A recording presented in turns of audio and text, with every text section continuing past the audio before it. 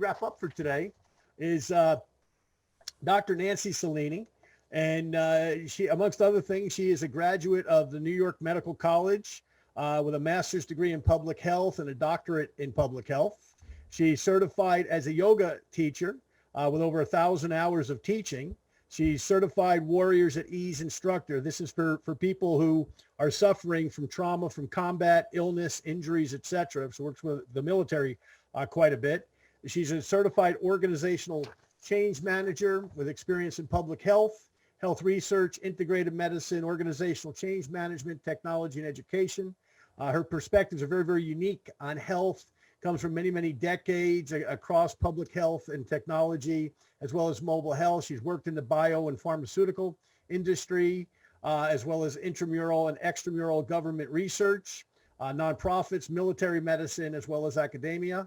And she's a lover of life, devoted to her family, and truly loves being with people. She's got a remarkable story that she's going to share as well this afternoon. So take some more notes. You're getting a lot today. And I don't want to overwhelm you with notes, but if you don't have at least 5 pages, and you're probably not listening well enough, because there's a lot of meat on the bone here today. So with that, welcome, Dr. Celini.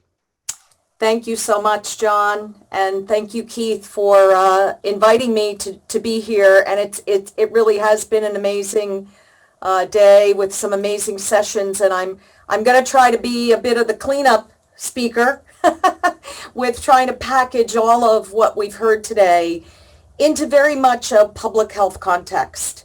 And I am a public health warrior. I have been for a long time.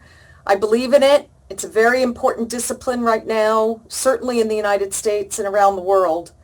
And my perspective is not just limited to public health. As John said in the intro, I am humbled by the experience I've been able to have with insights into the biopharmaceutical industry. Today, I'm a specialist in translational research, which is really exciting for me, because that's the domain where big data and public health and population health is finally coming together in cancer studies.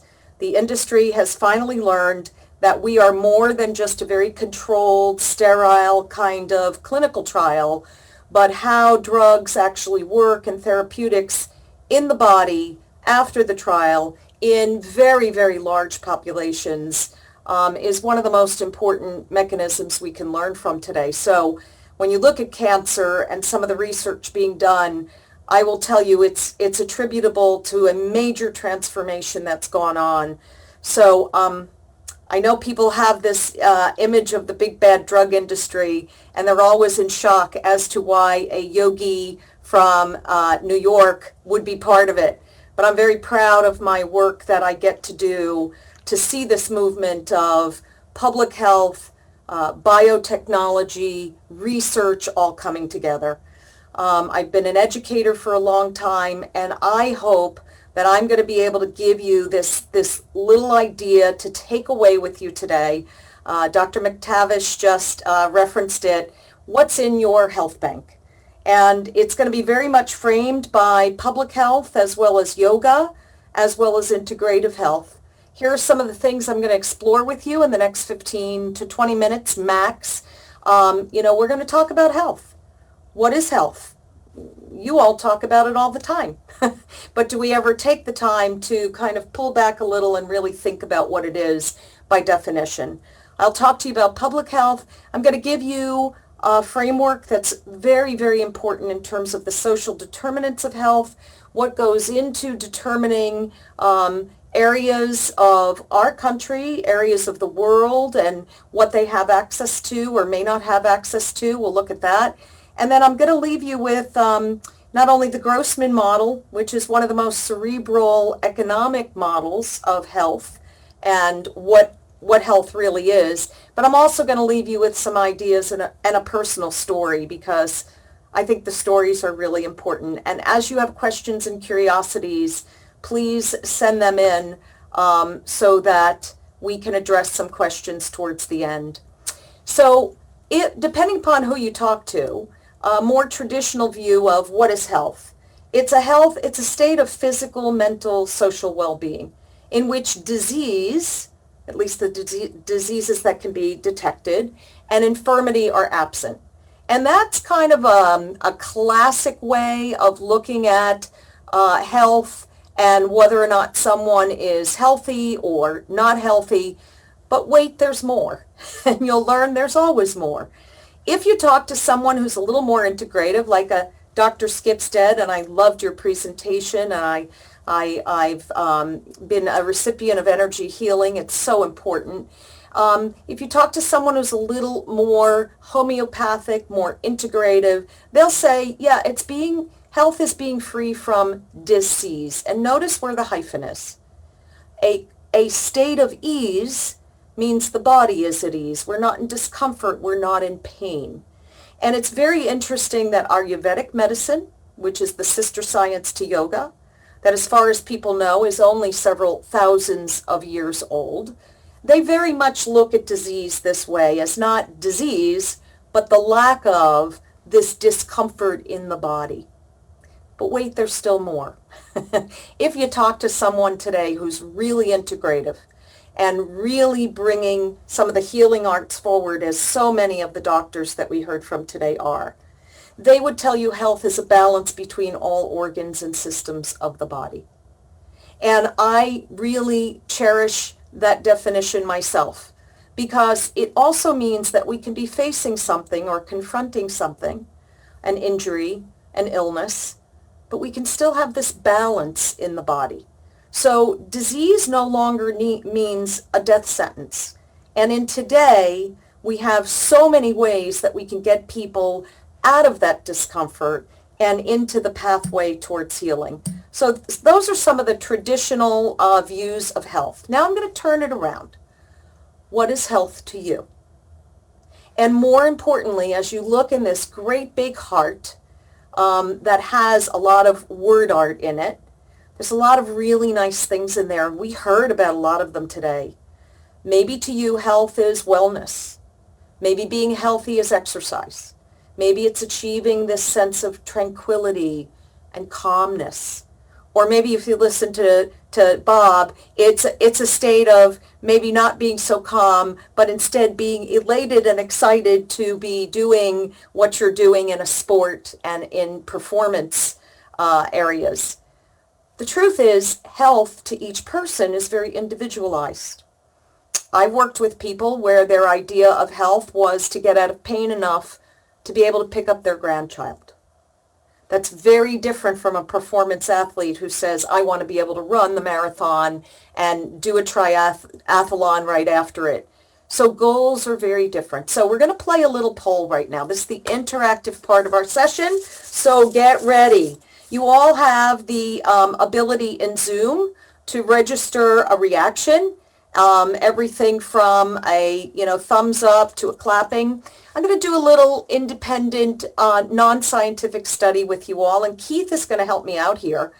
I'm going to ask you all, what type of health do you want? If health were a choice, and I asked you if you want exceptional health, how many of you would weigh in? And I'm going to ask Keith to tell me what the reactions are. So the question is, how many of you want exceptional health? Raise your hand. Use one of the reaction emoticons. Okay, I see Dr. Skipstead and his lovely wife raising their hands. So Keith, what do we look like? We look like almost everybody that I can see has their hand up. Excellent. That's the right answer. We all want exceptional health. And some of the pathways that we heard about today can really help contribute to that. But let me ask you the second question. How many of you would settle for mediocre health? And again, I'm going to ask Keith to be the eyes on the polling. Has anyone raised their hand and willing to take my offer of mediocre health? It seems there must be a misconnection because nobody seems to want that offer. It must not be as good as the other one. Well, I would agree. There's one last question. How many of you would sign on for just awful, terrible health? And I think the reaction to that, Keith? Is 0. Very good. So I'm trying to illustrate a point here. When we think about our own personal health banks and that of others, we all want this goal of exceptional health.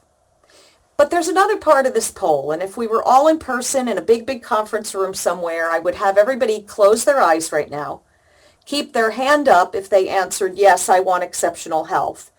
And then I would ask the audience to then very honestly, be honest, because no one's watching them, only me. How many of you exercise 3 times a week, at least 60 minutes each and every time, and you're consistent, you never miss a day? If you don't do that, take your hand down. It's amazing how many hands go down just on that question alone. And then we go down a little further. How many of you drink sufficient water, clean, good water? How many of you take supplements? How many of you eat well? How many of you get at least 8 hours of rest each and every night? So I think you get the point that we have this idea of health. We have the concept of what we want for our own health, but we can't always get there. And here's some reasons why. There are these things called the social determinants of health. And this is what from one group of researchers from 1991. This has been around for a while, and before this there were similar models that said you can want a particular level of health, but the reality is that where you're born, what you're born with, how you're born, the economics of where you're born, your belief system, again, we heard that today, your race, your religion, your social structure, where you live, where you went to school, the education of your parents, especially your mom. Maternal health, we know, has a big impact on infant mortality, which today in the United States is still running about 5.6 deaths out of every 1,000. Shocking, right? Think about that. We came up that curve where Iceland has only a 1.1%. We're at about 5.6. How is that possible? Well, the truth is the more diverse your population, the more issues that people are going to be confronted with. So our health is not this automatic endowment. Hopefully we have good genes. I think in our family we have amazing genetics. I think some of them are made out of iron. When I tell you my story, maybe you'll agree with that. But the truth is we are all these other things. On an individual level, how healthy we are can be predicted by the things we do or the things that we don't do. But individual health alone is not enough. Today we're looking at population health. And the difference is, and it's interesting if you speak to a public health epidemiologist, they may tell you that they love your Aunt Ruthie, but what they really care about is studying all the Aunt Ruthies in the world. That's where we really start to see population health. And lately this concept has become extremely important as we look at COVID-19 and the implications of it. If we look at the people who have succumbed to serious illness, the long hauler symptomology and death in horrible cases, we can't ignore these social factors. We can't ignore these determinants of health. So it's something to be very sensitive to when you're having a discussion with someone. As distributors, you have a client in front of you who says, I don't want to do any of those things. It also comes back to another very important concept coming out of public health, and that is health equity. We all, by nature, have equal rights and chance to achieve our best. As a matter of fact, when I teach yoga, the art of yoga, the science of yoga is really helping someone to become the best version of themselves. Not my version of them, their version of them, which is why we call it a practice, and it's very personal. Unfortunately, those social, economic, environmental disparities exist, and they exist largely, and they loom largely. I can only speak to the United States, but we are still a nation who spends more per capita on health care, and we still have some of the lousiest outcomes in the world. That infant mortality rate is nothing to be proud of. So we know that health equity is a great concept. We want everybody to take Immunical, and we want them all to be healthy. How do we get them there? Well, here's the other stark reality in your Health Economics 101 package today. We have an infinite nature of human wants, as shown by our poll. We all want exceptional health, but we have a finite or limited nature of resources available.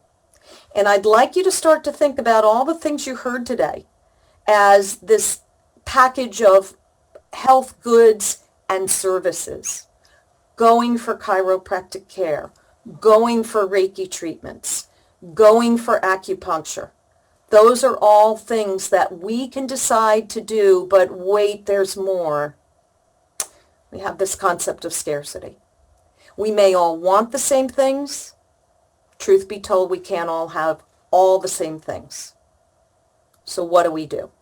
Well, Michael Grossman determined that he would put this into economic terms. Michael Grossman, a little bit on him. He's a New Yorker. He developed this model in 1972, and it's where the health bank comes from. And I want you to know this concept in a very basic manner, because one of the things about health is making it accessible to everyone. Michael Grossman put health into a demand and supply paper. And I think Keith has posted the paper. You're welcome to read it. God bless you if you get through it. It's some pretty tough economics, but here's what Grossman was saying that was brilliant. What if we thought of health as we're all born with a stock of health that depreciates over time? We can buy medical goods and services at our discretion. Remember I said health is an individual thing. I may not want to go to a chiropractor. Ever have that argument with someone? I try not to, and today. We can, based on our preferences, our time use, and our budget, we can determine to buy and purchase medical goods and services that add more to our stock of health, our capital. And very much, I want you to look at this as all the good things you heard today. They can all be put into our personal health banks, and we can encourage others to put these things into their health banks. Now, I won't lie to you, education plays a large role. So as distributors, I know you're always trying to educate people about what is glutathione, why is it so important. It's actually a precursor, Immunical. I try to give people the right amount of information, point them to the evidence base that's been talked about today, and this is very much out of the evidence base. So it turns to our question, what's in your health bank? Like that commercial, what's in your wallet? No offense to the credit card company, but what's in your health bank? How many deposits do you put into your health bank for those days you have to make a big withdrawal? And just the personal story, I put a lot into my health bank. I try. I'm not perfect. I fall off my path sometimes because we're all only human beings trying our very best to be the best versions of ourselves, and I really do believe that. But on July 3rd of this year, I had to make a major withdrawal from my health bank. I was hit at a very high speed on my bicycle from the rear, took out my rear wheel. I'm a very avid cyclist of many, many years, and I was thrown onto the pavement at a high speed onto my right side.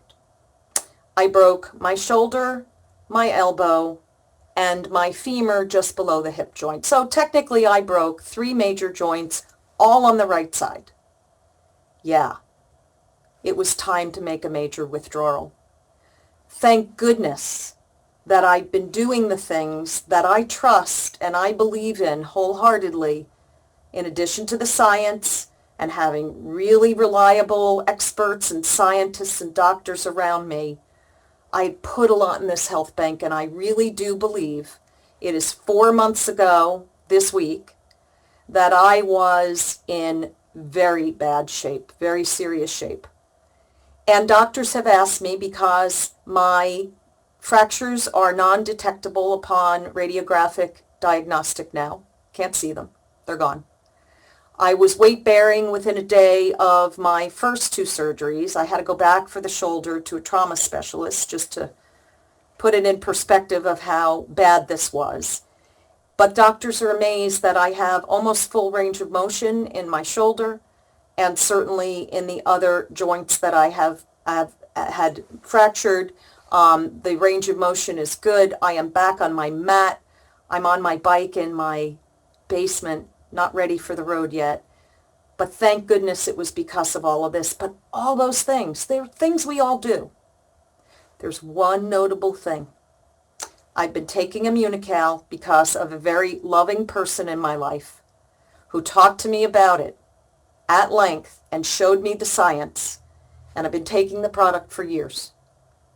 So I'm going to suggest Immunotech professionals and leadership team. The next study has to be on bone.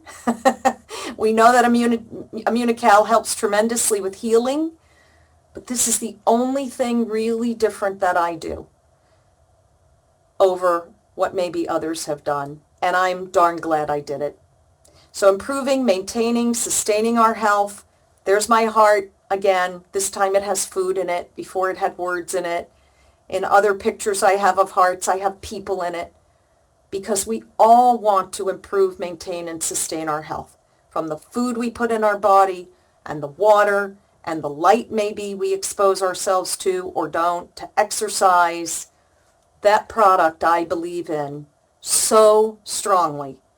And now I'm living the science. I'm very thankful I was on the product. I'm very thankful that I've gotten to this point. I still have healing to go. I won't lie to you. It wasn't a magic bullet where day 2 I was back running around. It's been a long haul, but I know having that product on board helped me tremendously. How do I prove it? Don't know that I can, but I know the people who could. And I want to leave you with this last notion. As we may all have different views of health and health care, I want to leave you with this last thought because I did introduce you to a very powerful economic model. And health does come down to economics. Can we please all remember that the people we're in front of, we all bleed the same blood, we all cry the same tears, our bones break in exactly the same way, we get ill, we hopefully recover. A healthy society is a productive society. Be sure to be helping people learn about how they can improve their health capital for that day that they have to make that withdrawal because we're humans and we do get sick and we do get hurt. And I'm just happy that these tools are there and available. If this has been of interest to you and you have more curiosities or questions, I've given you 3 ways to get in touch with me. The first 2 are probably the most appropriate in this venue. There's my cell phone. There's my email address. I also have a website for my change management work that I do in the biopharmaceutical industry. And I want to thank you all, and I want to thank all the presenters today and the people who invited me here today. And I hope that the little idea of the health bank is an accessible takeaway for all of you. And I thank you all for being here, and I thank you for this incredible product. Keep up your great work, everybody, with what you're doing, because you are moving the needle on population health every time you encourage someone to put a deposit in their health bank. So thanks. That's all I have. Keith, John, back to you guys. Wow. Great stuff. Thank you, Dr. Nancie. And, you know, just a couple of comments, because I'm actively taking notes here. You know, health is something that we all can do, you know, and the real point is do something. You know, a lot of times on these calls, you hear me ask John Molson, or I asked Bob today, and I'll ask other speakers, hey, what'd you do today? What was your workout this morning? Right? Because I know those guys are working out. I know they know I'm working out, you know, so we kind of trade notes. But I don't do that. I am interested in what they do, obviously, but what I'm interested in is do something. And one of the points that Dr. Nancie just made is do something. If your thing is Pilates, if your thing is walking, if your thing is running, if your thing is cycling, if your thing is lifting weights, if your thing is playing pickleball, which a lot of older people are now doing and gravitating from tennis to pickleball as they get older, whatever it is, do something. Right? Go walk the dog around the block. Do something. Okay. I know Puerto Rico is here today. I know one of my good friends down there, Mary, I know yesterday she was doing her workout and she posted it on Facebook. Right. And she was just kicking butt. Right. So, you know, these are things that we need to do ourselves, obviously, and that's part of our health bank. The health bank concept, and you heard Nancie say it, and you heard Dr. Jeffrey say it. And that is a brilliant concept related to Immunical once again. You know, and I say a lot of times, I do a lot of training calls, obviously with some of you on them on Mondays and Wednesdays.